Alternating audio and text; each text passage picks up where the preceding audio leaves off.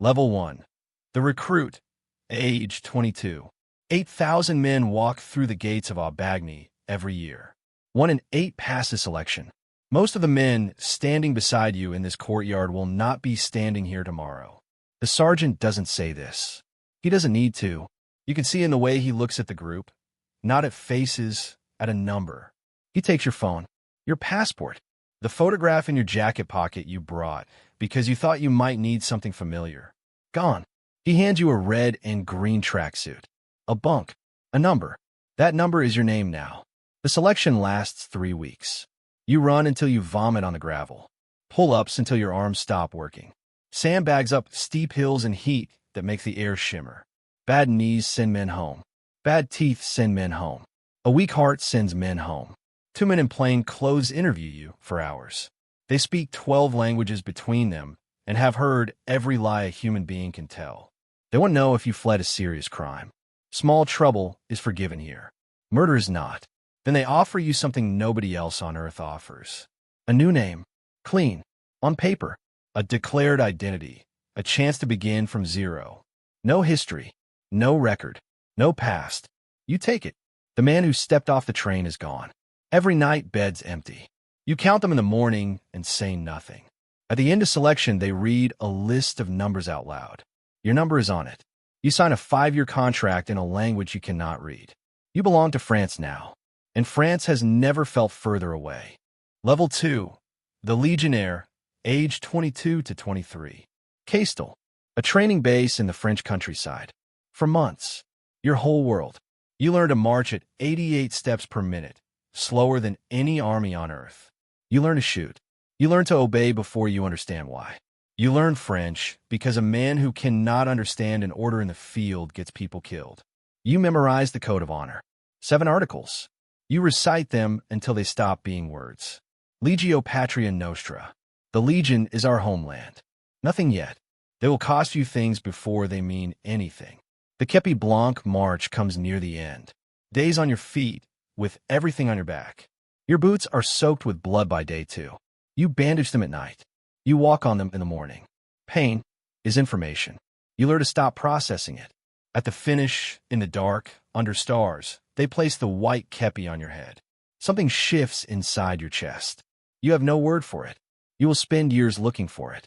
Then they send you to Mali, the Sahara, 48-degree heat and no shade. Warm water, armored trucks on roads that hide bombs under the sand. You scan every pile of roadside rubbish for a glint of wire. You learn to read fear on the faces of strangers before they show it. 3 months in, a man you trained beside steps on a buried device. He was from Romania.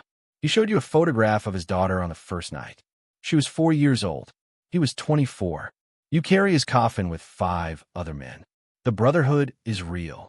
Not words on a wall. Real. And you learn in that moment exactly what real costs.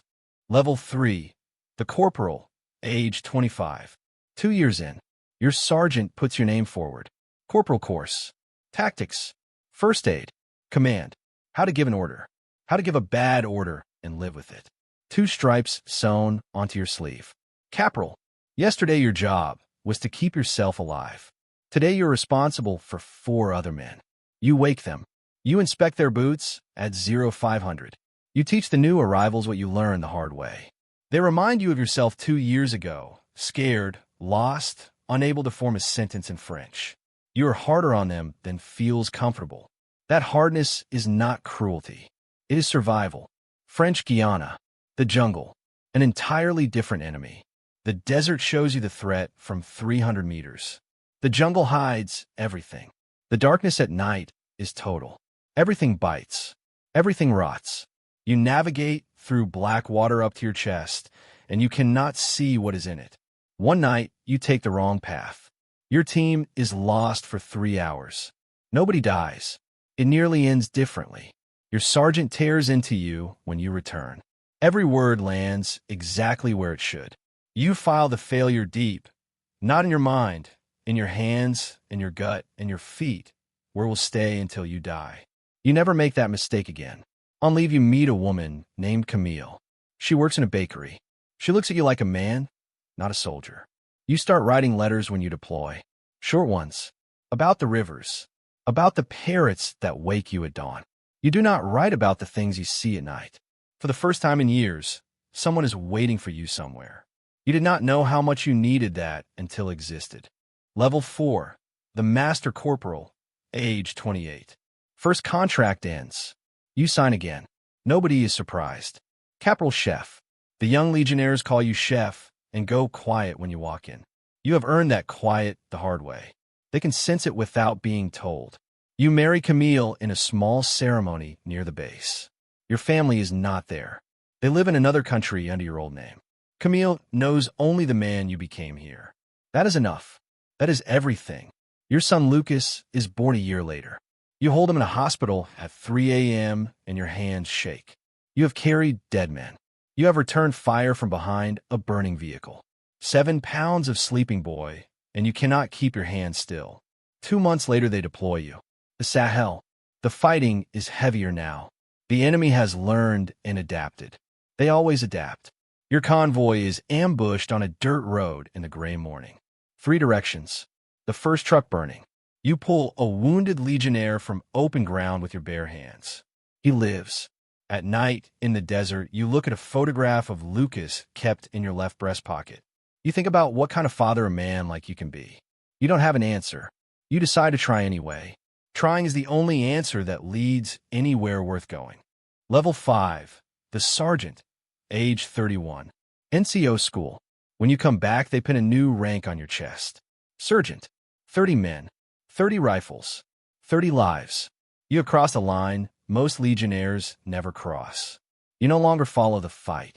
You decide how it happens. Mountain deployment. Night operations. You plan the patrols yourself.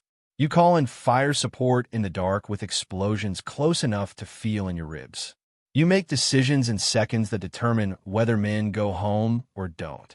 One night, a young legionnaire freezes under fire. He is 19, from Brazil. His legs simply stop working, not from cowardice, from the shock of real combat, touching a body that understood it intellectually and never felt it. He is frozen in open ground. You crawl to him under fire. You speak in a low, even voice. You get him on his feet. You get him moving. He survives. He finds you afterward. He tries to speak. He can't. You tell him to forget it. You think about the sergeant who once did the same for you. This is how the knowledge travels. Not through manuals, through men crawling through the dark to reach other men. Lucas is 3. He runs to the door when you come home and climbs you like a tree. You hold him and don't let go for a long time. He only knows you leave and you come back. You promise him you always will. You know it is a promise no soldier can keep. You make it anyway. He needs to hear it. So do you. Level 6, the Staff Sergeant, age 35. 13 years in. Sergeant Chef. Young officers arrive from the academy with clean boots and theoretical knowledge of war that has never been tested. A wise lieutenant listens to his staff sergeant. The foolish ones learn what happens when they don't. You are patient with the foolish ones. You remember being certain yourself once. You become a chief instructor for part of the year. You train the next generation of sergeants. You find satisfaction in it you didn't expect, watching frightened men become leaders. You are building the layer beneath you. In a machine like the Legion, that is how the knowledge survives. One last field deployment. West Africa. You lose a young corporal you trained yourself. He dies on a road in the gray morning. You hold pressure on the wound. You know within 30 seconds it isn't enough. You keep holding anyway because there is nothing else to do. That night you write the letter to his family by hand. You have written too many of these letters now. Each one takes something that does not come back. Your body is beginning to tell you the truth. Knees that ache in cold weather. Hearing dulled by 15 years of weapons fire. Nights when you wake at 3 a.m. with your heart hammering for no reason you can name. The war follows you home. It sits in the corner of every room. Camille holds you in the dark when it comes. She never asks you to explain. She just stays. Then the captain calls you in. He offers you a commission, a path upward that most men risen from the ranks never receive. You tell him you need to think. You already know your answer. Camille sees in your face before you say a word. I married a legionnaire, she says. Not a clerk. Level 7, the adjutant, age 40. Adjudant. Warrant officer, 40 years old, 18 years behind you. When you enter a room, the recruits go still in a different way. Not because of your rank, because of what they sense underneath it. The particular stillness of a man who has seen everything and is still standing. You manage the senior NCOs of an entire company. You're the bridge between the officers and the men. A legionnaire gets into trouble in town. You handle it before it reaches the officers. A young soldier sits in the dark talking about deserting. You sit with him for 3 hours. You remember how close you came to quitting yourself once. In the jungle. Second year. The weight of everything felt like more than one body could carry. You talk him back. Desk assignment for a stretch. More paperwork, less field. You miss the field like a missing limb. Your body tells you the truth now. The limp, the back pain you manage with pills you keep out of sight. A warrant officer cannot show weakness. You have been locking things away your entire career. One more thing fits in a box. Lucas is 12. He tells you he wants to join the army. Pride and dread arrive at exactly the same moment. You cannot separate them. You say nothing to discourage him. He will learn the price soon enough. You remember what it felt like to be hungry for something larger than yourself. You let him keep not knowing a little longer. Level 8, the officer, age 45. Something rare happens to a man like you. The Legion offers a commission. Officer du rang, an officer risen from the ranks. Most officers come from the academy. Young, shaped for command from the beginning. You're nothing like them. You earned your place in the desert, in the jungle, and the mountains, in blood and years, and letters written to mothers who deserve better news. You command a company, 150 men. You no longer go through the door yourself. You send other men through it. When you went, only your own life was the stake. Now you gamble with 150. And when the bet is wrong, you write the letter. You look the mother in the eyes. You tell her the truth. The truth doesn't help. You tell it anyway, because it is the only thing you have to give. You lose 2 men on this deployment. You carry both losses in the way that command carries them. Not like a soldier carries the loss of a brother, but like a commander carries the weight of a decision. Both losses are permanent. Neither kind is heavier than the other. They're just different kinds of permanent. Camille sews the new insignia onto your uniform herself. She has done this for every rank you have ever earned. Her hands are not as steady as they were. You both have gray in your hair now. You look at her one evening across the kitchen table, and you think, I do not know how I earned this woman. You stop trying to figure it out. You just hold on with both hands. Level 9. The commander, age 50. Commandant, major, a battalion, hundreds of men. Generals know your name. The recruits at Aubagne hear your story told in the barracks at night. The foreign boy who couldn't speak French who became a commander. You're a story now. That is a strange thing to become while you are still living. The war lives on maps and screens now. But you remember every road. Before each company deploys, you walk the line and shake every hand. Some of those hands you will not shake again. You know it. You shake them anyway. You look each man in the eyes. You give them the one thing no training manual can, the knowledge that the person sending them has been where they're going and came back and sees them clearly. Lucas is in uniform now, a line regiment. You stop trying to talk him out of it. He calls from wherever he is posted. You talk the way soldiers talk, around the things that matter, through the things that don't, the important things carried in the silence between sentences. You wait by the phone, now the way Camille used to wait. You understand at last what those years cost her. You tell her. She says she already knew. She says it doesn't matter. You don't argue. She was always the stronger one. Level 10, the legend, age 55. Colonel, 33 years. An entire regiment. You stand on the parade ground in dress uniform and white kepi. 1,000 legionnaires in perfect lines. They begin to sing.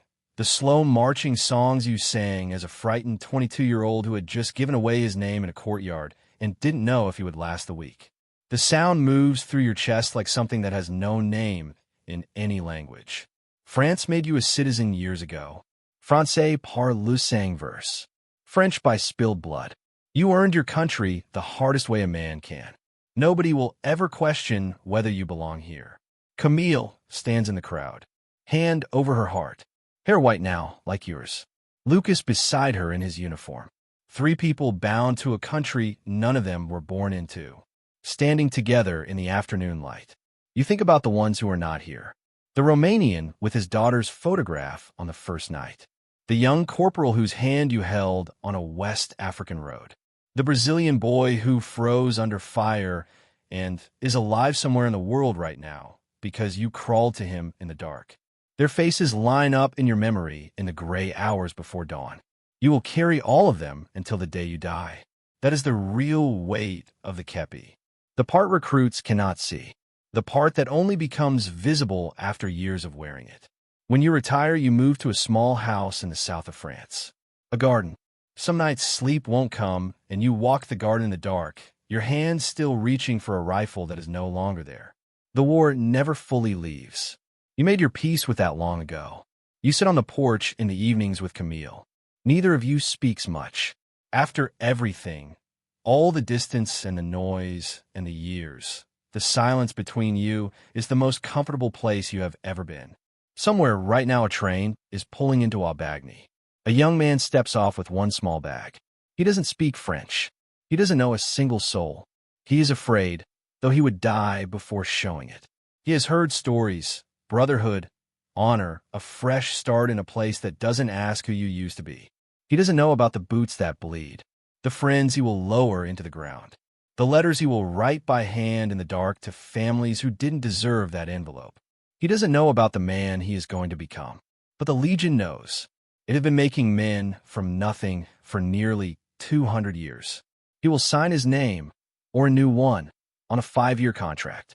The white kepi is waiting at the end of a very long road. The cycle continues.